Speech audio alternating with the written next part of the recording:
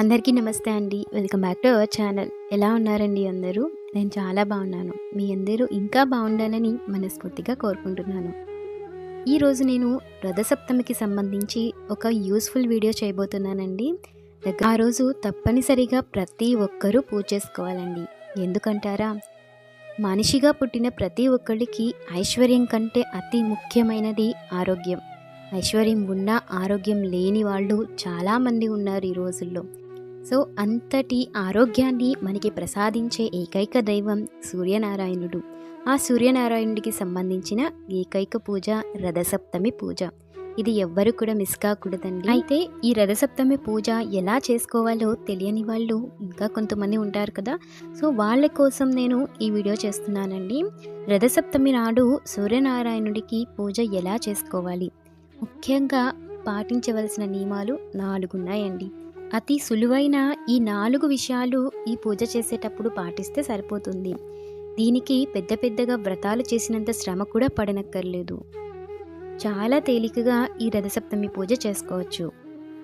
ప్రత్యేకించి చిన్న పిల్లల నుంచి ముసలి వాళ్ళ వరకు ప్రతి ఒక్కళ్ళకి కావాల్సినది పూర్తి ఆయురారోగ్యాలే. కాబట్టి ఆ ఆరోగ్యం కోసం సూర్యనారాయణుడికి రథసప్తమి రోజు పూజ ఏ విధంగా జరుపుకోవాలో ఈ వీడియోలో చూద్దాం. వీడియో పూర్తిగా చూసిన తర్వాత మీకు నచ్చినట్లయితే వీడియోని లైక్ చేయడం మర్చిపోకండి. అలాగే మీకు తెలిసిన వాళ్ళకి వీడియోని షేర్ చేయండి. నా వీడియోస్ నచ్చినట్లయితే తప్పకుండా నా ఛానల్ని సబ్స్క్రైబ్ చేసుకొని నన్ను సపోర్ట్ చేస్తారని కోరుకుంటున్నాను. రథసప్తమి రోజు పూజ చెయ్యాలి అనుకున్న వాళ్ళు షష్ఠి రోజు నుంచి నియమాన్ని పాటించాలండి. ఈ నియమం పూర్తిగా ఆయురారోగ్యాలతో ఉన్న వాళ్ళకి, అంటే ఉపవాసం ఉండాలి. షష్ఠి రోజు ఉపవాసం చేసి నేలపైన పడుకోవాలి, అంటే ఆ రోజు నైట్కి. ఉపవాసం ఉండలేము అనుకునే వాళ్ళు ఒంటిపూట భోజనం చేయొచ్చండి. అంటే ఉదయం కానీ రాత్రి కానీ భోజనం చేయొచ్చు. మిగిలిన ఇంకొక పూట మాత్రం టిఫిన్ లాంటివి తీసుకోవచ్చు, లేదా టిఫిన్ తినకుండా అయినా సరే ఉపవాసం ఉండొచ్చు. ఎవరి ఆరోగ్యాన్ని బట్టి అలా ఉపవాసం చేసుకొని ముందు రోజు నుంచి బ్రహ్మచర్యాన్ని పాటించాలి. అలాగే ముందు రోజు ఎలాంటి మాంసాహారం కూడా తినకూడదండి. ఇక నెక్స్ట్ డే సప్తమి, అంటే రథసప్తమి రోజు మనం పూజ చేసుకోవాలి. ఎప్పుడు మనం ప్రత్యేకమైన పూజలు అంటే తెల్లవారుజామున చేసుకుంటాం కదా. కానీ ఈ రథసప్తమి పూజ సూర్యోదయం అయిన తరువాత సూర్యకిరణాలు పడేలాగా సూర్యకాంతిలో ఈ పూజ చేసుకోవాలండి. అందరికీ ఇలా అవైలబిలిటీ ఉండదు కదా. టెర్రస్ ఉన్న వాళ్ళకి డాబా పైకి వెళ్ళి, లేదా ఇంటి ముందు చక్కగా ఓపెన్ ప్లేస్ ఉన్న వాళ్ళకి కూడా సూర్యకిరణాలు పడేలాగా ఈ పూజ చేసుకోవచ్చు. ఒకవేళ సూర్యకిరణాలు పడటానికి వీలు లేని కొంతమంది అపార్ట్మెంట్స్లో అలా హౌసెస్ ఉంటాయి కదండి. ఇలా సూర్యకిరణాలు పడే చోట పూజ చేయడానికి వీలు పడని వాళ్ళు ఇంట్లోనే పూజా మందిరంలోనే పూజ చేసుకోవచ్చండి. అది కూడా ప్రత్యేకించి ఇలా సూర్యనారాయణమూర్తి ఫోటో కానీ విగ్రహం కానీ తెచ్చుకొని తూర్పు వైపుకి పెట్టుకోవాలి. మీ పూజా మందిరం ఎటువైపు ఉన్నా సరే ఆ మందిరంలోనే తూర్పు దిక్కు ఏ వైపు అయితే ఉందో ఆ వైపు ఈ సూర్యనారాయణమూర్తి ఫోటోని ఉంచుకోవాలి. ఒకవేళ పూజా మందిరంలో సెట్ కాకపోతే విడిగా పీఠం వేసుకొని ఇలా సూర్యనారాయణమూర్తి ఫోటోని పెట్టుకొని పూజ చేసుకోవచ్చు. ప్రత్యేకించి రథసప్తమి రోజు పాటించవలసిన అతి ముఖ్యమైన 4 నియమాలలో మొదటిది స్నానం అండి. స్నానం చాలా ప్రత్యేకం. ఈ రథసప్తమి స్నానం తెల్లవారక ముందే చేయాలి. మీకు వీలైతే దగ్గరలో ఉన్న నదికి వెళ్ళి చేయొచ్చు, లేదంటే ఇంట్లోనే చేయొచ్చు. ఆ రోజు తప్పనిసరిగా తలస్నానమే చేయాలి. తలస్నానం చేసేటప్పుడు తలపైన 7 జిల్లేడు ఆకులు, 7 రేగి పండు ఆకులు, రేగి ఆకులు ఉంటాయి కదండి. సో అవి వాటిని తలపైన పెట్టుకుని స్నానం చేయాలి. ఎందుకని అంటే మనకి తలపైన బ్రహ్మరంధ్రం ఉంటుంది కదండి.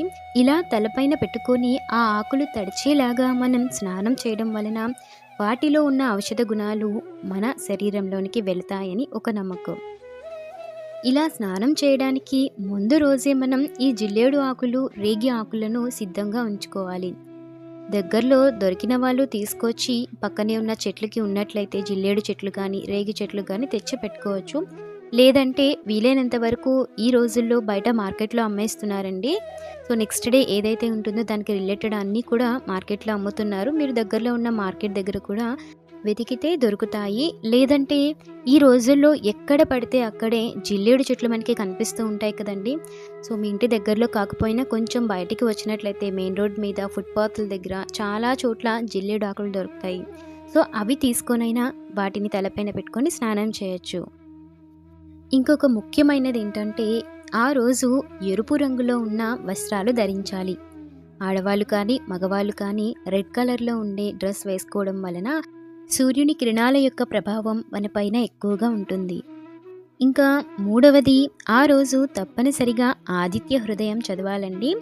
ఆదిత్య హృదయం అందరికీ నోరు తిరగదు కదా, సో అది చదవడం కష్టంగా ఉంది, కుదరట్లేదు అనుకున్న వాళ్ళు సూర్యాష్టకం ఉంటుందండి. అది చాలా తేలికగా ఉంటుంది, ఎవరైనా చదివేయచ్చు. సో అదైనా సరే చదవచ్చు. ఈ రెండు చదవడం రాకపోయినా ఆడియో ప్లే చేసుకుంటూ అయినా ఆ స్వామిని మనసులో స్మరించుకుంటూ పూజ చేసుకోవచ్చు. మీరు ఇంకా చేయగలిగితే చిక్కుడు కాయల్ని తీసుకొచ్చి ఒక రథంలాగా ఏర్పాటు చేసుకొని, అంటే మీకు వీడియోలో స్క్రీన్ పైన చూపిస్తానండి, ఇలా చిక్కుడు కాయలతో రథం ఏర్పాటు చేసుకొని ఆ రథం లోపల ఒక చిక్కుడు ఆకు పైన సూర్యనారాయణమూర్తి ఫోటో కానీ విగ్రహం కానీ పెట్టుకొని దానిని పూజించుకోవచ్చండి. లేదు ఫోటో విగ్రహం ఏవీ లేవు అనుకున్న వాళ్ళు ఒక చిక్కుడు ఆకు పైన సూర్యుని యొక్క బొమ్మని గంధంతో వేసుకొని దానిలోనే సూర్యనారాయణమూర్తిని చూసుకొని పూజ చేసుకోవచ్చు. అలాగే ఈ రథసప్తమి రోజు ఇంటి ముందు రథం ముగ్గు వేసినా చాలా మంచిదని చెప్తారండి.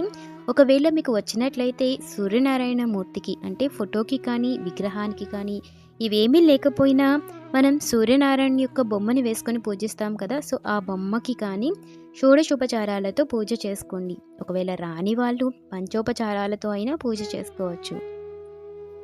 మనకి ఈ రథసప్తమి ప్రత్యేకమైన రోజు కాబట్టి ప్రత్యేకించి ఆ రోజు వీలైతే ఆవు నెయ్యితో దీపారాధన చేయడానికి ప్రయత్నించండి. అలాగే సూర్యనారాయణ మూర్తికి ప్రత్యేకించి ఆ రోజు నైవేద్యంగా ఏం సమర్పించాలో చూద్దాం. ఆవు పాలు, బియ్యం, బెల్లం వీటితో కలిపి చేసిన పాయసాన్ని సూర్యనారాయణమూర్తికి నైవేద్యంగా సమర్పించాలండి.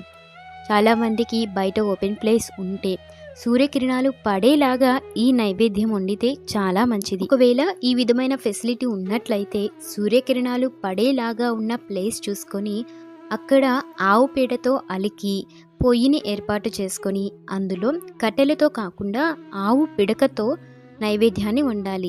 ఈ ఆవు పిడకలతో మాత్రమే నైవేద్యం వండితే చాలా మంచిదండి.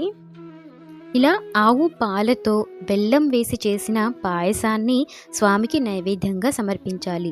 ఒకవేళ ఇంటి ముందు ఇలా సూర్యకిరణాలు పడే ఫెసిలిటీ లేని వాళ్ళైతే ఇంట్లోనే గ్యాస్ స్టవ్ పైనే పాయసం చేసి ఆ సూర్యనారాయణమూర్తికి నైవేద్యంగా సమర్పించవచ్చు. వీలైనంత వరకు ఆ రోజు స్వామిని ఎర్ర పూలతో పూజించేలాగా చూడండి. ఎరుపు రంగు పూలంటే చాలా ఇష్టము సూర్యనారాయణమూర్తికి.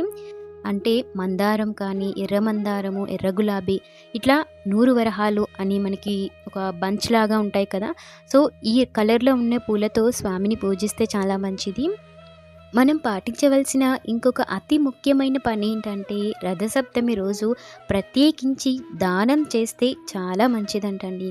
మనం ఎంత దానం చేస్తే అంతకు 100 రెట్ల ఫలితం అనేది మనకి తిరిగి వస్తుందంట. దానం ఇవ్వాలి అనగానే ఏమి ఇవ్వాలి, ఎక్కడ ఇవ్వాలి అని అందరికీ డౌట్ వస్తుంది కదా. దానం అనగానే అన్నదానం, వస్త్రదానం, అలాగే ఎవరికైనా డబ్బు అవసరమయ్యి అడిగినట్లయితే అలా డబ్బుకు సంబంధించిన దానం కానీ ఇట్లా ఏ దానమైనా సరే ఇవ్వచ్చండి. ఇందులో ప్రత్యేకించి ఒక్కొక్కసారి మనకి తెలియకుండానే ఎదురుపడుతూ ఉంటారు కదండి, బాగా ఆకలితో అలమటిస్తున్న వాళ్ళు కానీ లేదా ఎంతో డబ్బు సహాయం ఉండి దిగులుతో దగ్గరకు వచ్చి అడిగిన వాళ్ళు కానీ, సో అలాంటి వాళ్ళు ఎదురైతే ఈ రథసప్తమి రోజు దానం చేయడం అస్సలు మర్చిపోకండి. ఇది కేవలం దానంలాగా మాత్రమే కాదు, సహాయం కింద కూడా మనం ఆలోచిస్తే మనకి చాలా మంచిది. ఈ ఒక్కరోజే దానం చేయమని సహాయం చేయమని కాదండి, మిగిలిన రోజుల్లో కన్నా ఈ రోజు ప్రత్యేకించి దానం చేస్తే ఇంకా ఎక్కువ రెట్టింపు పుణ్యం అనేది మనకి మన కుటుంబానికి చెందుతుంది. ఈ వీడియోలో అందరికీ వచ్చే ఇంకొక అతి ముఖ్యమైన డౌట్ ఏంటంటే ఎక్కువ మంది ఇంట్లో ఈ విధంగా సూర్యనారాయణమూర్తి ఫోటో ఉండదు కదండి. సో కొంతమంది ఇంట్లో విగ్రహం అంటే సూర్యనారాయణుడి రాగి రేకు ఒకటి ఉంటుంది కదా, అది ఉన్నా సరే మనం ఆ రాగి రేకు పెట్టుకొని పూజ చేసుకోవచ్చు. లేదా ఫోటో ఉంటే ఫోటోకి పూజ చేసుకోవచ్చు. ఫోటో విగ్రహం రెండూ లేని వాళ్ళు సూర్యనారాయణుడి యొక్క రూపాన్ని ముగ్గు రూపంలో కూడా కింద వేసుకొని మనం పూజ చేసుకోవచ్చండి. ఒక చిన్న రథం ముగ్గు వేసుకొని బియ్య పిండితో మాత్రమే ఈ ముగ్గు వేయాలండి. ఒక చిన్న రథం ముగ్గు వేసుకొని అందులో సూర్యనారాయణుడి యొక్క రూపం అంటే విగ్రహం లాగా కాదండి, మనకి సన్ ఎలా అయితే ఉంటుందో సో అట్లా అన్నమాట. మనం చిన్నప్పటి నుంచి స్కూల్లో వేస్తూనే ఉన్నాం కదా, సో అలా సూర్యుడి యొక్క బొమ్మని రథంలో వేసుకుని దానికి పూజ చేసుకోవచ్చు. లేదా ఒక చిక్కుడు ఆకు తీసుకొని ఆ ఆకు పైన గంధంతో అయినా సూర్యుడి బొమ్మ వేసుకొని దానికి పూజ చేసుకోవచ్చండి. అలాగే రథసప్తమి రోజు ఉపవాస నియమం కూడా ఆరోగ్యంగా ఉన్న వాళ్ళైతే పాటించవచ్చు. ఆరోగ్యం తక్కువగా ఉన్న వాళ్ళైతే ఒక్క పూట భోజనం చేయొచ్చండి. తప్పనిసరిగా నేలపైనే పడుకోవాలి. ఆ రోజు కూడా బ్రహ్మచర్యాన్ని పాటించాలి. మాంసాహారం అస్సలు తీసుకోకూడదు. సో ఇదండి రథసప్తమికి సంబంధించిన పూజా విధానం. ఈ వీడియో మీ అందరికీ యూజ్ అవుతుంది అనుకుంటున్నాను. వీడియో మీకు యూజ్ అవుతుంది అనుకుంటే ఖచ్చితంగా వీడియోని లైక్ చేయడం మర్చిపోకండి. ఆ సూర్యనారాయణమూర్తి దయ వల్ల అందరికీ సంపూర్ణ ఆయురారోగ్యాలు కలగాలని మనస్ఫూర్తిగా కోరుకుంటున్నాను. శ్రీమాత్రే నమః.